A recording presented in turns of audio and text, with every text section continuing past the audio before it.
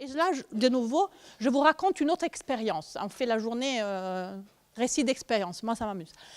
C'est une expérience des années 50 d'un psychologue social qui s'appelle H. Et il fait la chose suivante, très méchant, je vous préviens.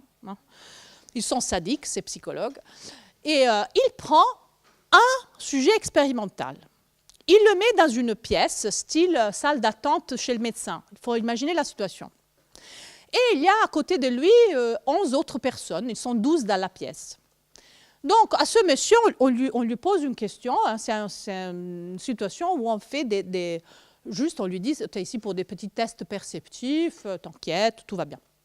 On lui montre la première ligne. On lui demande tout simplement à quelle ligne de la deuxième figure, là, elle correspond. À quelle ligne elle correspond, juste pour... La B, je veux dire. Ce n'est pas la tâche difficile de l'année. Hein. On s'en sort plutôt bien sur cette tâche-là. Donc, le mec, il sait, il a sa réponse dans sa tête, il est tranquille. Pour une fois, je suis venue participer à une expérience de psycho sans qu'on me fasse des trucs compliqués. Là, j'ai ma réponse.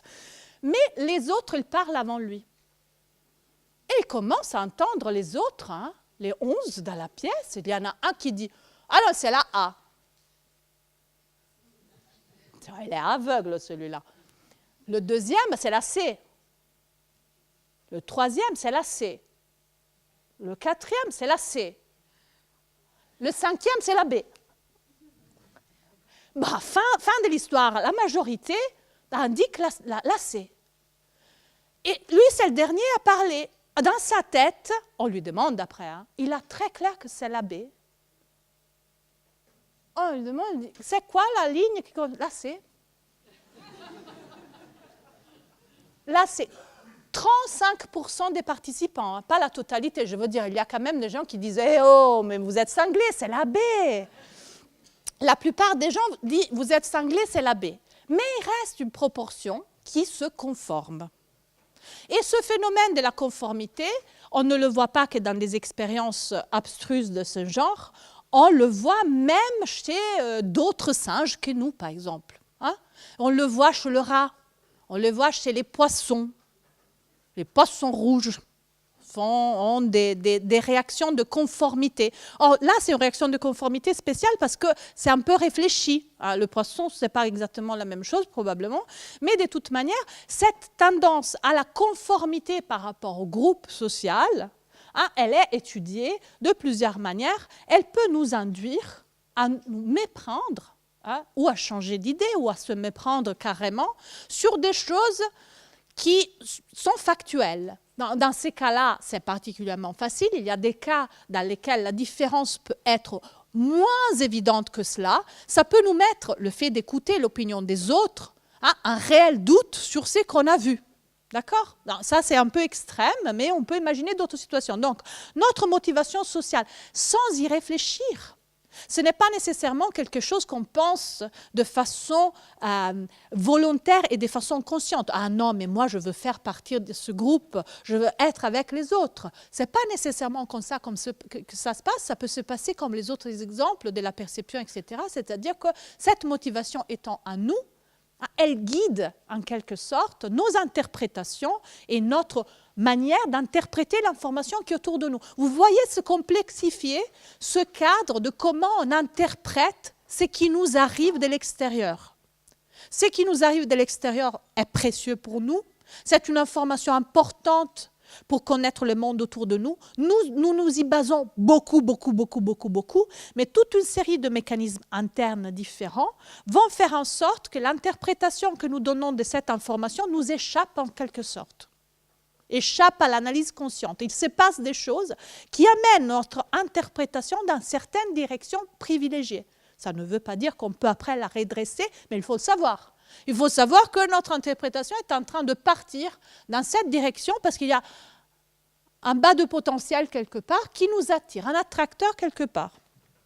Je vous en fais un autre exemple. Là, ça serait facile d'y mettre George Clooney ou Ronaldo. Ça serait la même chose qu'auparavant. J'achète le burger parce que George Clooney et Ronaldo me disent « c'est bon, regarde, et en plus je suis tout mince, je le mange tout le temps ».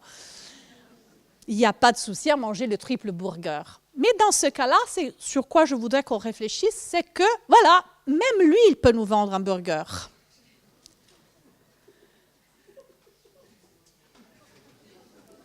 Et ça devrait nous faire réfléchir sur le pouvoir des médias. D'accord ? Parce qu'en réalité, vendre des choses n'est pas facile. Les publicitaires ont du mal à nous convaincre à acheter une chose par rapport à une autre. Ce n'est pas un métier des plus faciles au monde. Nous convaincre à faire des grosses conneries. Grosses, jusqu'aux extrêmes auxquels je ne veux même pas arriver en ce moment. Mais juste l'exemple de manger un truc qui est sûrement mauvais pour notre santé, hein, nous convaincre à faire des grosses conneries, si on y réfléchit, n'est pas facile. Parce que faire une grosse connerie, ça va contre notre instinct de survie. Tous nos gènes sont là pour protéger notre capacité à nous reproduire et notre capacité à survivre pour suivre un peu nos gènes passés dans une autre génération. C'est là, hein, les drives, c'est celui-là. Donc, faire quelque chose qui nous met vraiment à mal, dans la capacité à se reproduire ou à survivre ensuite, n'est pas si facile que ça. Imaginons quand on cherche à nous convaincre à mettre fin à notre vie en mettant fin à celle d'autres gens. Ce n'est pas facile de convaincre les gens à faire ce genre de choses. Là, je vous fais un exemple sur le burger.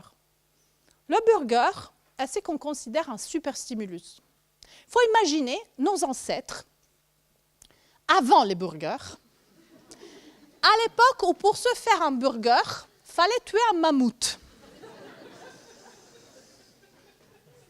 C'est là que toute une série de préférences et fonctionnements cognitifs ont été sélectionnés. C'est une époque dans laquelle beaucoup de nos capacités, c'est jusqu'à cette époque-là qu'elles ont été structurées. Notre cerveau est encore le cerveau d'un chasseur-cueilleur qui va chasser ce béni mammouth à la journée ou chercher des baies qui sont bien cachées. Pour la journée, au risque de se prendre un serpent ou un tigre, parce qu'il doit gagner un certain nombre de calories par jour pour survivre. Or, avoir un goût prononcé pour les lipides et les sucres est important pour soutenir cette motivation à chasser le mammouth pour toute la journée ou à chercher la baie mûre plutôt que celle verte qui a moins de calories, moins de sucre. Donc, nous avons naturellement un goût pour les sucres et un goût pour les lipides et d'autres nutriments qui n'est pas le produit d'une histoire de publicité McDonald's, mais qui a une histoire ancienne, évolutive. Aujourd'hui, nous n'avons plus besoin de chasser les mammouths. Mais le goût pour les lipides et les sucres, il est encore là. Et c'est ce goût-là, ce bouton darwinien, dans notre cerveau, qui est déclenché par le burger McDonald's, qui est un super stimulus. Tu as le mammouth entier là-dedans, en termes de calories. Si on considère la balance entre je l'ai chassé et après je l'ai bouffé, tu l'as entier, ton mammouth.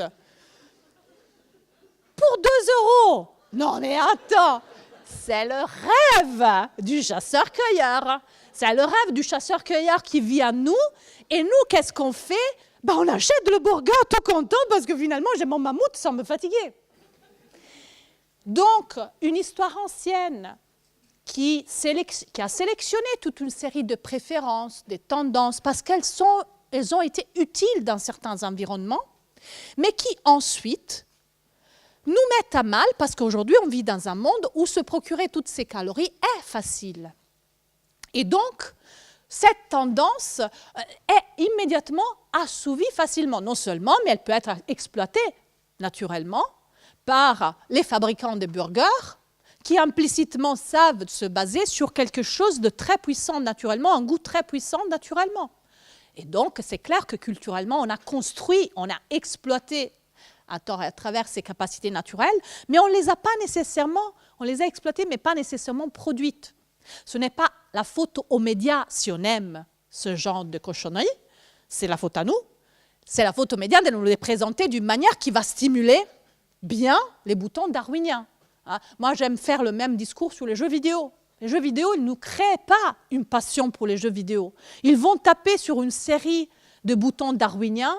Il y a de la perception, il y a de l'action, il y a des mystères à résoudre, il y a de la causalité, il y a des réseaux sociaux, il y a la discussion avec l'autre. Il y a toute une série de boutons darwiniens qui sont comme des gâteaux pour notre cerveau et qui donc vont être activés par les stimuli qui arrivent autour de nous. Mais il ne faut pas ignorer que les leviers sont déjà préparés dans notre propre fonctionnement cognitif. Venons à un dernier, mais il y en aura d'autres, il y en aurait d'autres, mais là pour notre discussion, aspect de ce qui se passe dans un monde moderne par rapport à nos outils naturels d'évaluation des sources. Vous avez vu que dans un monde moderne, un mammouth se transforme en burger. Et donc, dans un monde moderne, notre capacité à régler notre alimentation est mise à mal parce que le monde moderne nous présente des superstimuli qui vont activer plus facilement que nature notre cerveau, l'image porno. Mais il n'y a pas que ça. Dans un monde moderne, le monde d'Internet, des réseaux élargis qui sont magnifiques, il y a d'autres capacités qui sont mises à mal. Quand j'ai parlé de l'enfant qui avait des capacités naturelles d'analyser la source d'information, il le fait, et l'adulte le fait naturellement, a hérité des capacités d'analyse de la source qui sont essentiellement, si on pense de nouveau à notre chasseur-cueilleur, des outils de proximité. Je suis habituée, par exemple, qu'est-ce que je fais quand je veux savoir si quelqu'un est attentif ou pas, ou savoir qu'est-ce qu'il est en train de regarder, ou à quoi il s'intéresse, je regarde vers ses yeux. Il a même du blanc dans les yeux pour que je puisse mieux suivre son regard et comprendre comment faire. C'est un outil très puissant de lecture de l'esprit d'autrui. On a plusieurs outils de ce genre pour interpréter ce que les autres pensent ou ressentent. Oh, je fais un visage triste. J'ai ému de confite. Ça permet à ceux qui sont devant moi d'interpréter mes pensées, mes intentions. C'est-à-dire d'aller au-delà de ce que je dis. Non, non, je suis contente. Tout va bien. À la maison, on l'a tous. Non, ça. D'aller au-delà et d'interpréter ce qui se passe, les intentions réelles. Or, même chose pour les experts. Dans un monde restreint, un petit groupe, le petit village, plus ou moins, si le médecin il se gourre beaucoup de fois, ça c'est. Ça commence à... Hein? L'expertise est relativement facile à juger quand les experts ils sont proches, disponibles, et qu'on peut, en quelque sorte, avoir accès aux effets de leur expertise ou non-expertise. Mais sur Internet, tout cela change. Il y a beaucoup plus d'experts, ça se noie dans un bain plus large, ils sont éloignés. Et je peux aussi encore plus facilement falsifier une expertise en mettant 50 likes sur ma page Facebook. Tout le monde m'aime. Cœur, like, etc. Donc, on se trouve avec des outils qui sont puissants, comme ce perceptif de reconnaissance des visages. Soyons d'abord reconnaissons que nous sommes un bon produit de l'évolution, mais ces outils, ils peuvent d'abord être mal utilisés, c'est-à-dire ils peuvent fonctionner à tort dans des situations dans lesquelles ils ne sont pas requis ou qui ne sont pas les leurs. On peut se faire trop confiance et ils peuvent aussi être déclenchés à tort ou être mis à mal parce que le monde qui nous entoure n'est plus celui dans lequel nous vivons, n'est plus celui dans lequel ces outils se sont évolués, ont été sélectionnés. Et que donc ces outils peuvent ne pas fonctionner de façon optimale dans ce monde face à ce type d'interaction sociale et d'autres genres. Donc j'ai fini la longue parenthèse sur les médias et ce qui dans nous amène à nous trouver en difficulté face aux médias. On reprend sur l'idée d'esprit critique et donc de caractérisation de l'esprit critique pour arriver à comment l'éduquer après, et les mythes sur l'esprit critique.